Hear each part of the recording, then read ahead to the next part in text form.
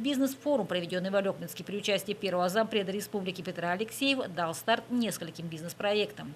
С определенным наработанным опытом к собравшимся обратился Максим Алексеев. Турбаза и НИБИ уже достаточно известна в республике и пользуются спросом как у ее жителей, так и у гостей из России и зарубежных стран. Учитывая спрос, предприниматель решил расширить и создать более комфортные условия. Совершенно новый проект, наверняка необходимость времени – это частный детский сад. Учитывая большую очередь, более 200 детей и то, что группа предполагается открыть самые востребованные, одну от 1,5 до 2,5 лет, а другую для детей, нуждающихся в особой заботе, частный сад имеет большие перспективы. А вот по широте замысла и наверняка смелости всех заинтересовал проект Амира Шафиева – приобретение и услуги гидросамолета-амфибии Л-42. Учитывая проблемы по доступности дальних сел, такое решение может стать выходом из положения. Потому что возможность его посадки на воду и на сушу.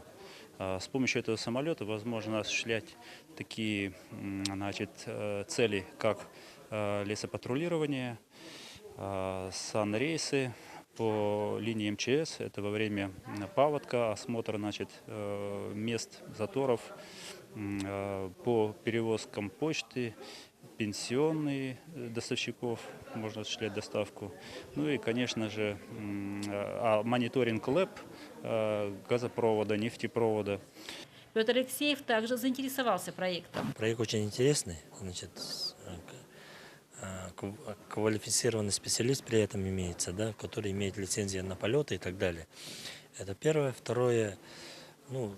Этот проект можно использовать и для того, чтобы обеспечить патрулирование, мониторинг возникновения лесных пожаров. Мы же ежегодно очень большие затраты несем именно на то, чтобы обеспечить мониторинг. Это не единственная инициатива алекминских предпринимателей. Форум доказал, что сегодня эта сфера идет не только привычными путями, занимает новые ниши. Елена Фас, Геннадий Лопатинский, НВК Саха, Алекминск.